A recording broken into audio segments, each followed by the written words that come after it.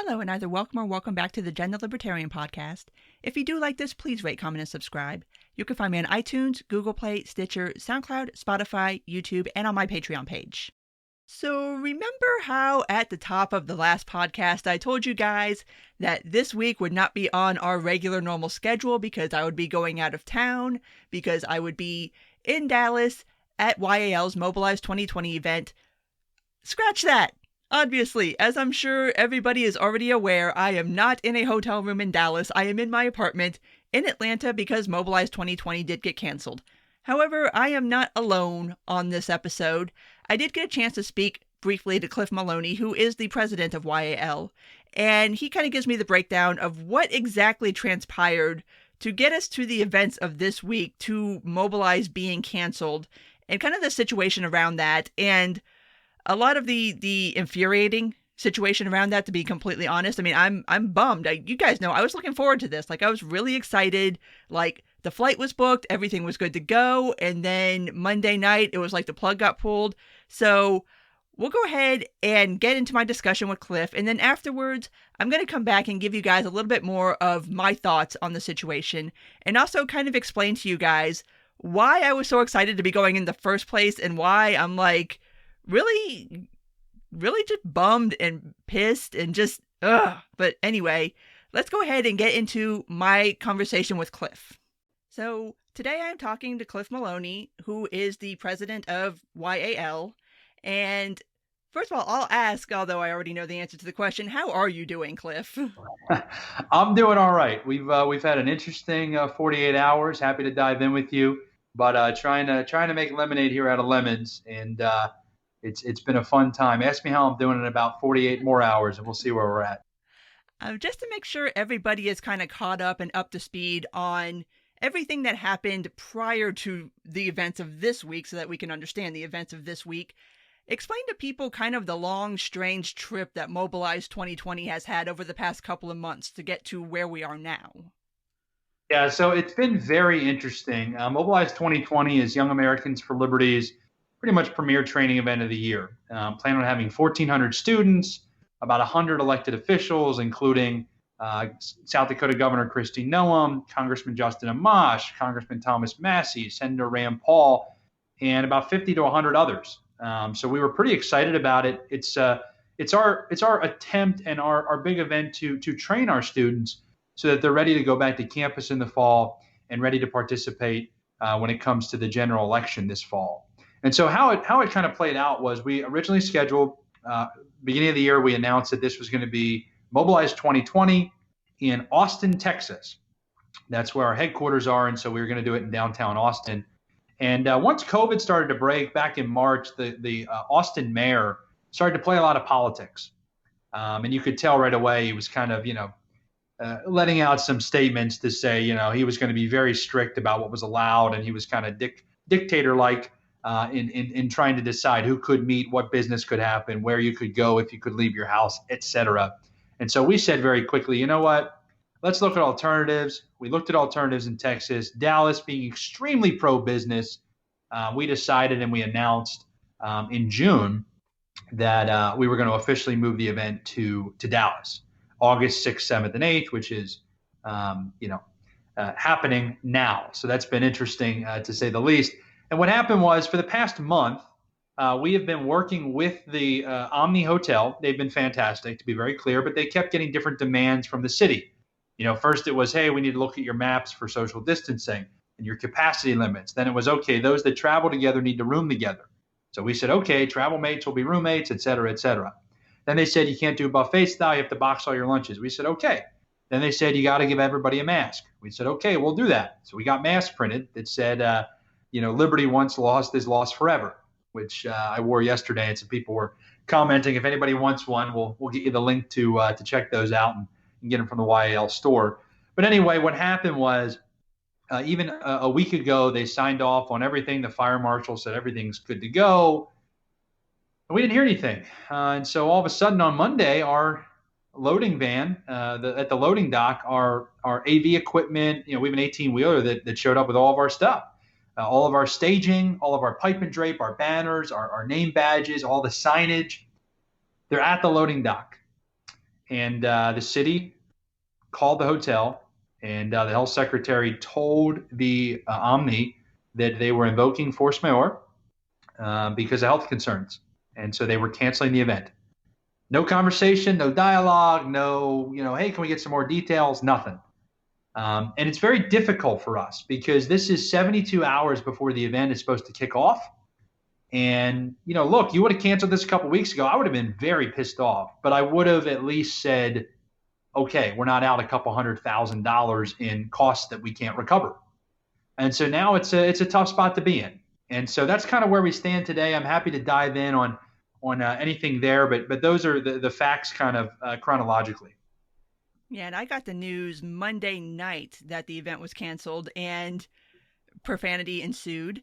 But I want to make very clear for everybody listening to this that this was not YAL's decision. This was not Omni Hotel's decision. This was the city of Dallas's decision to shut this down. So has Dallas given any kind of explanation, especially given the fact that both YAL and Omni Hotel were willing to comply with whatever mandates they put in place? Why did they still cancel this? And especially, why did you wait until like Monday? Like, this is supposed to be happening on Thursday. We find out on Monday. Like, that's just a dick move to me. I'm sorry. Yeah. Just that's No, that's the word I would use too. I mean, it's if you find out, Jennifer, let me know. I mean, we've heard nothing else. We've put inquiries in. There's some FOIA requests out. We're looking at litigation. I mean, everything's still on the table. And here's the frustrating part. There are protests that have gone on in Dallas. There were 40 straight days of protests. And here's the thing. Let me be very clear about this. I'm totally cool with peaceful protests. I'm totally cool with people assembling, right? I mean, that's the libertarian in me, right? Like, that's not what I'm objecting to. What I'm objecting to is the hypocrisy of the mayor and the city officials who do nothing and say nothing and are totally A-OK with protests that are happening in the city. But when 1,400 YAL students want to peaceably get together for an educational training event and, most important part, comply with all of the regulations, regardless of whether you think some of them are egregious or over the top, that's not what I'm here to debate. Okay, we agreed to comply with all of them. And I was getting crap for that. Let me make a point here. I mean, some people were upset that we agreed to comply. But we agreed to comply because I wanted to have the event. I thought the value of having the event over the event being canceled, the training, it's such a pivotal point of our mission statement. And so I valued having the event. But that's the frustration, is the double standard in government or the hypocrisy, if you will, of these leaders who will let certain things happen and then not let us have our event. And look, people say, well, how can you prove it's politically biased? From what I just said, how can you decide that certain ideologies can get together and can push their ideas and others can't? So once again, I'm not arguing we should have been shut down and they need to shut down the others. I'm arguing let people come together, let them do it in a safe manner, but don't decide who can congregate and who can't, especially when there's clear ideological differences that seem to be splitting those they're allowing versus groups like ours who they're shutting down. And there's also the issue, too, of the fact that this is the city of Dallas stepping into what was a private agreement between YAL and the Omni Hotel. Like, everybody was fine. Everybody was on board. Everybody was cool. Like, the hotel was fine. I can't speak for every single attendee going, but personally, I would have been fine. Like, I know about the mask requirements in Texas now. You have to wear them whenever you are out in public, whatever counts as public. I mean, sure, social distancing, we'll do the temp checks, we'll do the sanitation, whatever, fine. Let people go if that's what they choose to do. And so now, and as far as I can tell, and correct me if I'm wrong, Dallas doesn't have any restrictions on indoor events. The only restrictions I've been able to find are on outdoor events, which somebody's going to have to explain that to me in like very small words because I don't understand that. But it's not illegal right now, or at least against any regulations, to hold an indoor event in Dallas, correct? Spot on. You are exactly correct. Another reason for our frustration. Look, if there would have been some sort of mandate, or something that came down, I'm not saying I would have agreed with it, but at least it would have been a rational, something that made sense. That's what's difficult for us here's the question, the two words. What changed? What changed between 3 weeks ago when they said you have to do this social distancing and we said yes? What changed, between 2.5 weeks ago when they said you guys have to box your lunches or wear masks or you have to have travel mates be roommates? The mandates from up high from the governor happened long before any of these approvals. And so that's what's frustrating is it is completely legal, even though there's some arguments about, whether the mandates are constitutional in general. But even under the current mandates, regardless of whether you agree with them or not, it's legal for us to hold our event. So I'm not happy with Governor Abbott's mandates, to be very clear. And this is what happens, especially when so-called conservatives, put things out that limit your liberties, is, Democrats will hide behind it.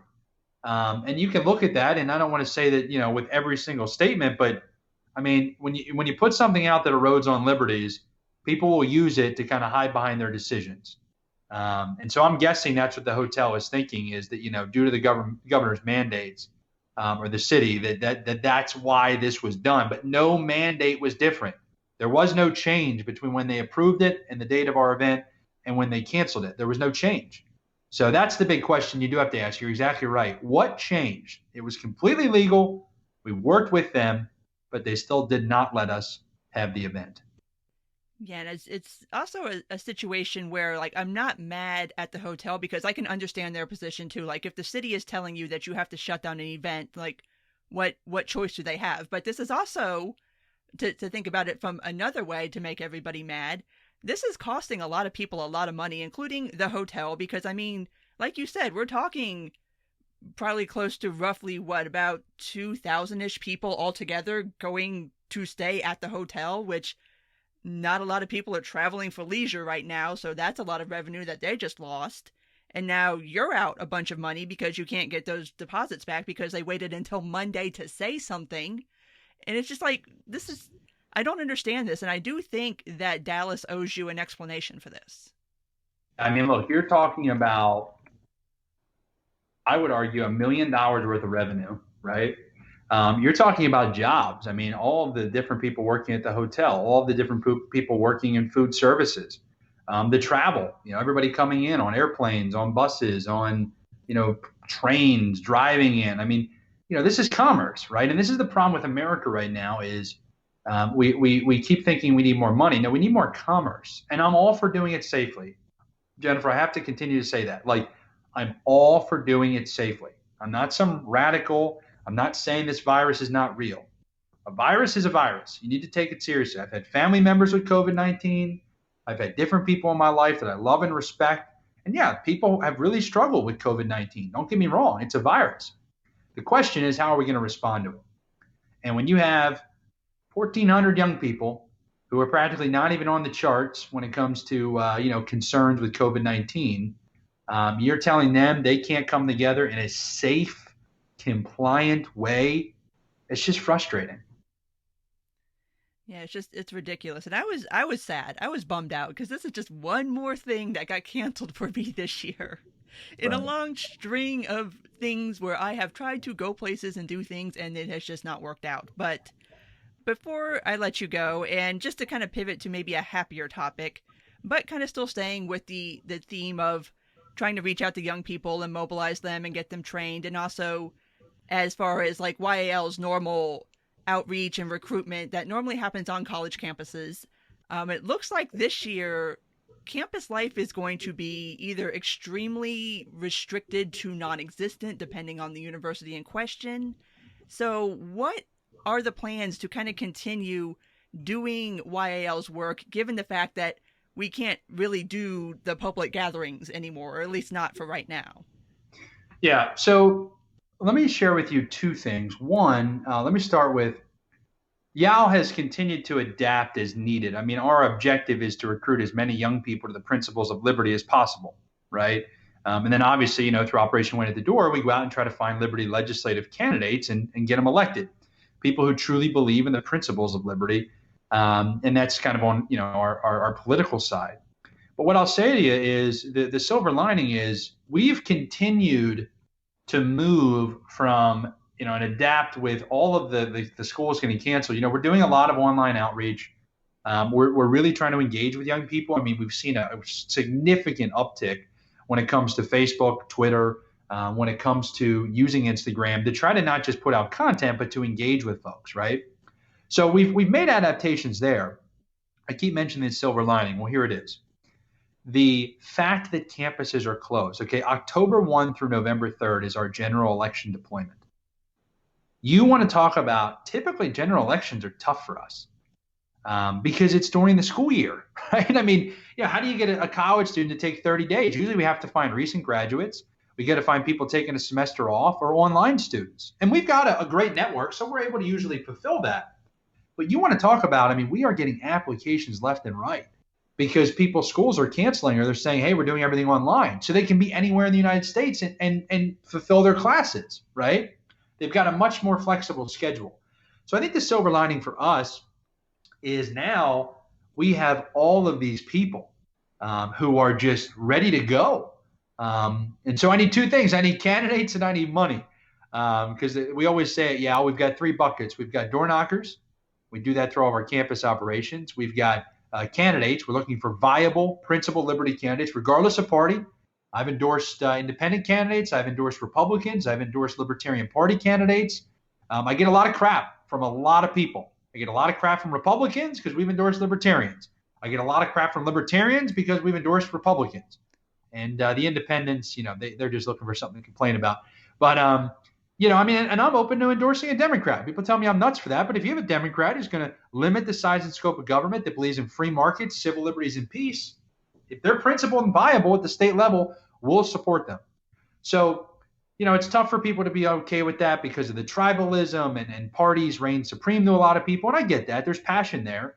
But we have a strategy. And if I can elect 250 Justin Amash, Thomas Massey types by the end of 2022, I think we change the country. I really do. I think it's an infrastructure and a structural change at the foundation that we need. So that's my silver lining, is that the campus being closed, yes, we need to move online and we need to continue to reach young minds and get them involved.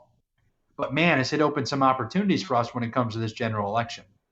That's good. I'm glad to hear that. I'm glad to hear that you guys are adapting. And I do think digital is going to be huge this election year for everybody, just because obviously you can't hold in-person rallies or events. So everybody's going to kind of have to pivot to digital the best way they can. And also you do have kind of that being able to be on the ground as much as people can. I mean, I know everybody's situations are different and different places have different restrictions about what you can and cannot do in public. And that's a whole nother ball of wax. But I'm going to go ahead and let you go because I know you've got places to be. So go ahead and plug anything that you want to go ahead and plug. Yeah, well, I would just tell people once again, go to yaliberty.org. You can check us out on social media as well, Young Americans for Liberty at YA Liberty. But really, look, I mean, if people out there believe in the principles, we want to give you an outlet. I think one of the things is a lot of people get excited. They get really, really tuned in. They start to read. They start to do deep dives, and they find certain issues they care about. Use Young Americans for Liberty as your outlet. I really like to take that passion and use it to be effective. And our tagline is to make liberty win. And that's what we're trying to do every day. And we'd love for people to get involved. We're playing the long game. It's not a shiny object. It's hard work. But like I said, if we can get 250 Justin Amash, Thomas Massey types elected by the end of 2022, I think you've got a change in this country. And Jen, I appreciate everything you do here to get the word out and to spread the message, because that's what all this is about. It's about the principles. And I think people lose sight of that. But I think the principles that we are talking about and the principles that we promote, I think it's a beautiful, beautiful message that could bring about the most prosperity to the most amount of people. And I don't think we can ever forget that. Agreed. And so at this point, I'll go ahead and wrap this up. So thank you so much for sitting down with me, Cliff, and kind of explaining what the heck happened over the past week and what is going to be going on in the future. Thanks, Jen. Thanks. So let me go ahead and preface this part by saying I hope you enjoyed my discussion with Cliff, and I hope that was illuminating for you and kind of let you know exactly what happened behind the scenes that caused Mobilize to be canceled, or really actually not know what happened behind the scenes, because we still don't entirely know why the city of Dallas decided that we couldn't have Mobilize despite everybody being on board, everybody agreeing to everything.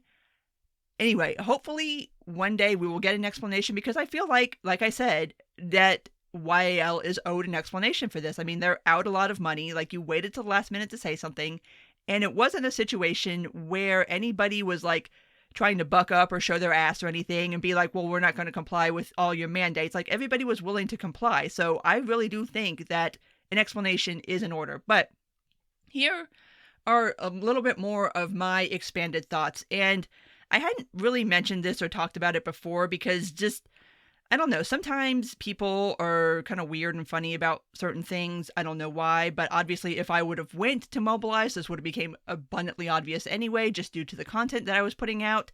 I wasn't going as just an attendee. I was going as a guest. Like, YAL was paying to fly me out and put me up in a hotel room and record during Mobilize. So this was kind of a situation where this is a little more, I don't want to say personal because that's not exactly the tone I want to take, but this was obviously a big opportunity for me. This is the first time that anybody had like reached out to me and been like, hey, we want you to attend our event. We're going to pay for you to come out.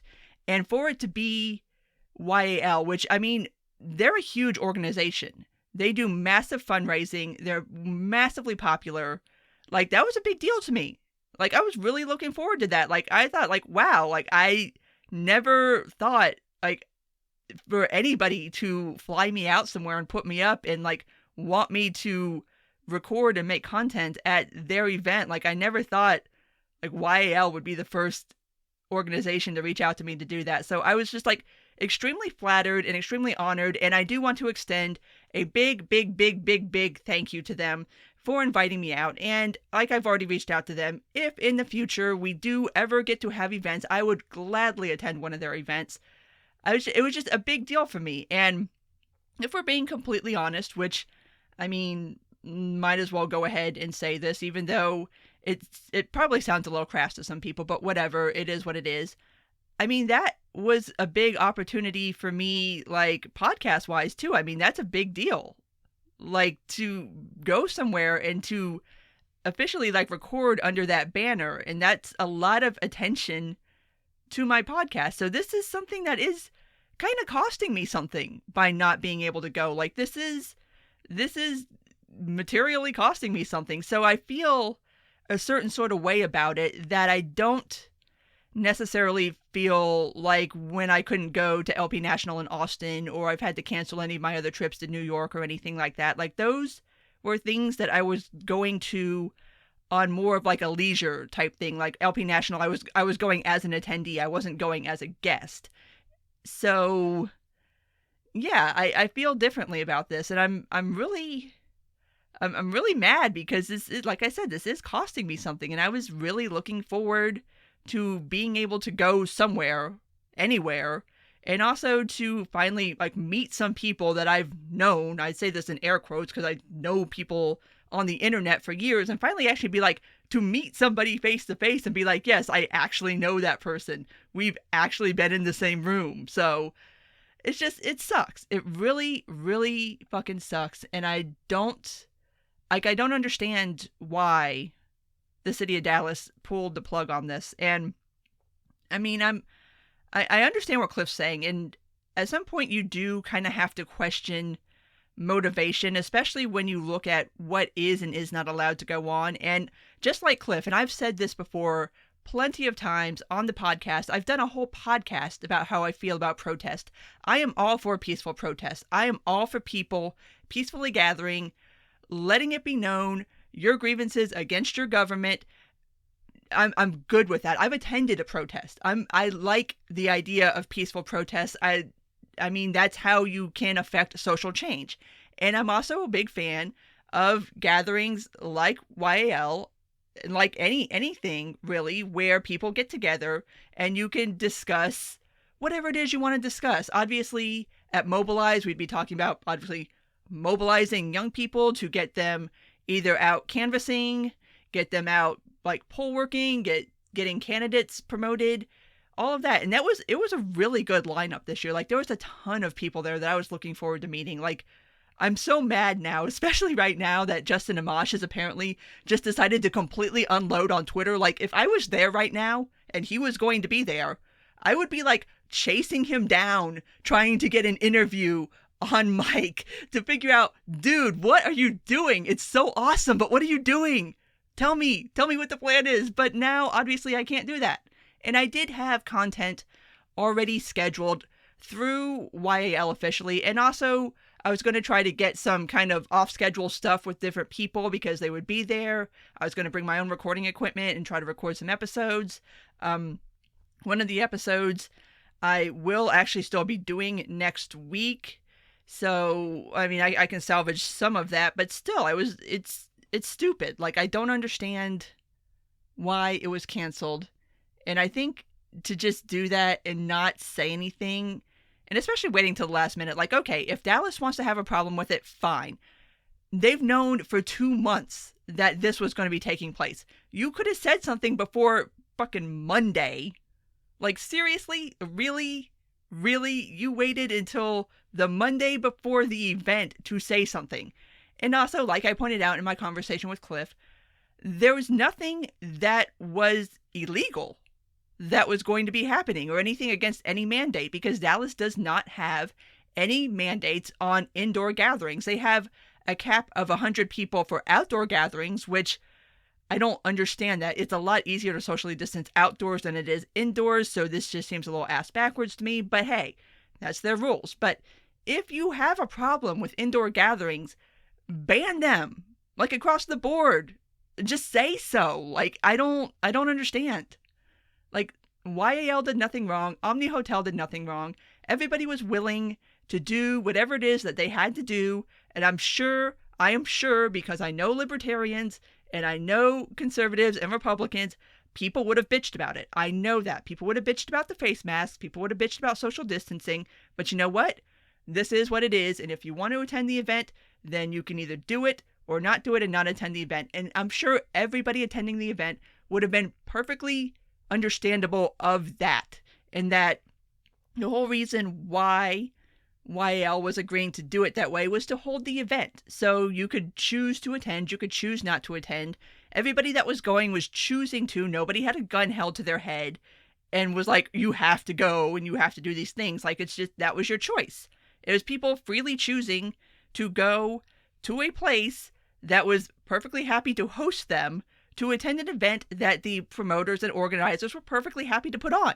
So I don't even understand why the city of Dallas has anything to say about it in the first place. Because like I said, it's not illegal. So what is your problem? Like, what? Like, I don't get it. So hopefully maybe one day we'll have an explanation. I mean, and like Cliff said, they are exploring legal options to try to find out what can be done, because they're out of a lot of money. You know, it costs a lot of money to put on these events, especially huge events. Like, this is not cheap. Like, it's so sad. I saw when Reason did their interview with Cliff, he was citing $200,000 as the amount of money that YAL is out, and that's a lot of money. I mean, even for an organization like them who do have a very strong fundraising base, that's still a lot of money to be out. And it's not even like it's about the money, really. It's about the principle of the thing. Like, you already had people coming in to Dallas. Like, you already had people there. You were already setting up. Like, it's just, it's infuriating. I'm so mad and sad about it. And it's just, so much lost opportunity. And on that topic, watch this space, because I may be writing about it and I might have some good news to give you guys in the next week or two on the topic of me writing. So keep an eye out for that. But at this point, I am going to go ahead and wrap this up. So if you did make it this far, thank you for listening as always. And if you do like this, please rate, comment, and subscribe. You can find me on iTunes, Google Play, Stitcher, SoundCloud, Spotify, YouTube, and on my Patreon page. Take care, and until next time.